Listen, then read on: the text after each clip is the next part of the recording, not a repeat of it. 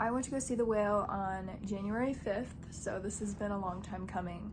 I saw it with a bunch of friends, and it was very sad. We all sobbed, and I have to say that it was very cruel of the filmmakers to decide to, at the end, make the opening credits part a white screen, big white screen, so we could all see each other sobbing with tears all down our faces, snot probably everywhere. It was horrible.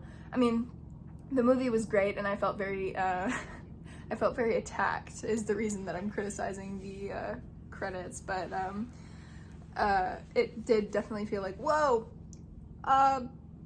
you guys good? Yeah, I'm good, you know, kind of at the end.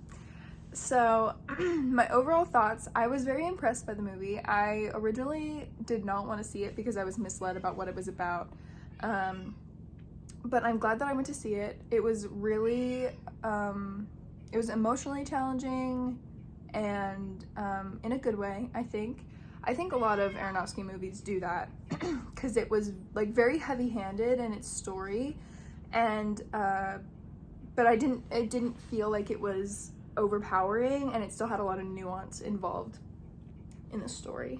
There were a few things that I was afraid that I might see during the movie, and a big like binging episode was something that I was kind of worried about because I didn't want it to be something that Brendan Fraser's character was supposed to be. I don't know, I didn't want it to be like this big topic about overeating and consumption and stuff like that. I really didn't want that to be part of the story, because I thought that it would be foolish and out of touch and tone deaf.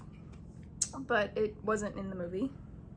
Walking away from it, originally I was really, really impressed with Brendan Fraser's acting, Sadie Sink's acting. I forgot the actress's name, but the mother's acting. For the one scene that she was in, I was really, really impressed with her performance. I thought she did amazing. Everyone in my entire theater was sobbing. Like, there were maybe 20 or 30 people in the theater when I went to go see it with my friends, and we were all teary-eyed on our way out. I'll include a photo of me crying in the bathroom afterwards. I think the topics and main morals of the story were very important to me personally. Like, I think a lot of people would connect because it's like a very family-oriented movie. Not in that families should watch it together necessarily, but the themes are very family-focused. The topic of doing something wrong for the sake of someone you love, even if it's just a temporary happiness for them. The topic of selfishness and abandonment. I feel like a lot of people struggle with that in their families. On average, more families in the United States are blended families rather than nuclear families. And so, you know, having parents separate and find a new partner or leave the family altogether is not uncommon. So I think that probably touched a lot of people personally. I love that each character is imperfect and nuanced. I really liked the nurse character. She knows what's best, and she goes against it because she knows what Charlie really wants. She focuses on him and his wants and needs rather than forcing him to be healthy, forcing him to be something he doesn't want to be, because at the end of the day, it is a slow suicide that he's committing, and she becomes aware of this after her rage sort of subsides, because as a person in a caretaking role, it's really difficult to watch someone not care for themselves the way that a caretaker might care for them. And so all of the work that she would put into helping him, making sure that he's got food, making sure that he's got someone checking up on him, it feels like it's in vain if he's like, you know, slowly killing himself. The daughter really resonated with me and some of my friends. I was accused of being somewhat similar to her, which is sort of an interesting thought process there. I think I can be very blunt and not always very kind to people if I don't believe they deserve it. And I don't think I'd ever call someone a slur just to get a response out of them the way that she did to her father. but I like that she is not particularly likable, she's not particularly nice or kind, and she is doing the wrong thing actively, like regularly in the film, but she still has like the status of being loved by her parents. Well, not really so much her mom, to be honest. Her father definitely holds her in higher regard. Something that I was very impressed by was the set design, production design, and choosing to really only include parts that exist in the flashback and in the apartment. I really like that. I watched the trailer after the movie came out because I didn't watch the trailer before I saw it, and there's like this shot in the trailer of like a bus going down the street, and like that's not in the movie. Like I really don't remember that being in the movie at all. So I was like, that's weird. I don't remember a bus being in the movie at all. I like that they really focused on what was important, which was the apartment and the flashback. It made the flashback more significant because everything else was in the apartment, this cold, dreary, not necessarily cold, but dreary, dark dungeon apartment that he's holed himself up in. I love the differences between his bedroom and his ex-boyfriend's bedroom. His ex-boyfriend's bedroom was very clean, pristine, left exactly the way it was before he passed away. And Charlie's room is bare minimum, horrible, like fluorescent light, like just really sad, not a place that you'd want to spend time. And it really speaks to his mental state. Something else about the location that really stood out to me was it was very much shot in a way that paid homage to the play, since this film is based upon a play.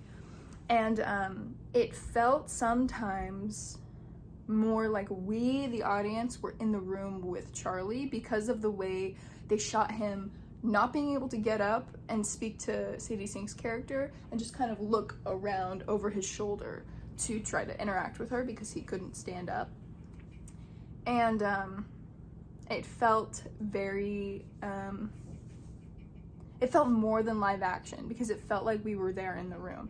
And I thought that was great. I really like it when films do that, especially when they're based upon plays or musicals.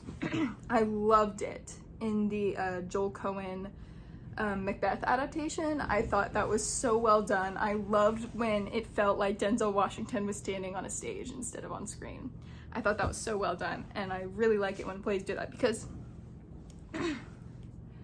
while I am appreciative of the art of like theater and the stage, I really prefer the permanence of film. I love rewatching stuff that I really love, and I love the permanence. And you know, I do appreciate that there's like a lack of permanence in you know, for theater, because you have to like be there to experience it. I guess it's just a personal preference that I do like the idea of being able to rewatch and re-edit too. You know, editing is going to always have a really big impact on how a film turns out. I actually convinced my sister, she's younger, to watch, and she's not into film. She's very like, she's, you know, women in STEM. So she watched The Black Swan, and I convinced her to watch it because I was like, listen, this is the woman movie of all time. This is the woman movie of all time. And when we got to the end, like the last shot sequence of that movie is one of my absolute favorites, because you see this shot of Natalie Portman's face as she's dying, and then you see her, what she sees, which is like the lights and the roof of the theater hall, and then you see her like dying, she's dead. And that is one of my favorite shot sequences because I love that we see like the lights of what she sees, and I think that's so beautiful and well done. And I always tear up when I see it because I think it's beautiful. Rude. And so I came like downstairs to watch my sister see that scene, and like the two of us were watching it, and she was like, oh my word. And I was like, yeah. And so we kind of talked about it a little bit, and the two of us kind of felt like cheated by Darren Aronofsky because we were like, you're not a woman, you're not supposed to know all these things, who told you all this shit, like stop that, I don't like it. I feel attacked right now. And I feel like people who are in like similar situations, like familially, is that a word? As Charlie and Liz, and you know, losing a family member, in either they die, they are ill, they don't live with you anymore, they abandon you, whatever way, this movie will feel like an attack, absolutely, but in a really good way. I think it's super well done. I think that I loved the cinematography, production design, the acting, of course, was spectacular. I've always been rooting for Brendan Fraser. I love his face. I think his face is so round, and certain like aspects of his chin and his like cheekbones really stand out in a way that I think looks really good, and I hope that he doesn't get any plastic surgery, because I would really love to see how he acts as he gets older, because I imagine that it will be really spectacular. I just like the way his face moves when he talks, and oh, please don't do that. I'm sorry. There you go.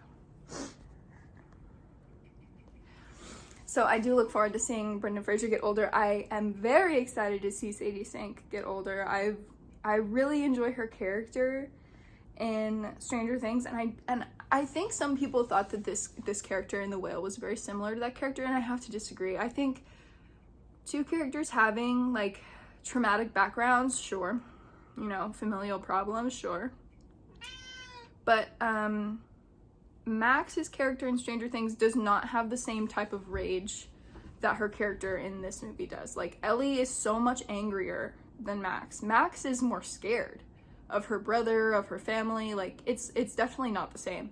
So people that were trying to say that she is too similar in those two roles, I definitely disagree. But I definitely look forward to seeing her act more. I think she's really talented.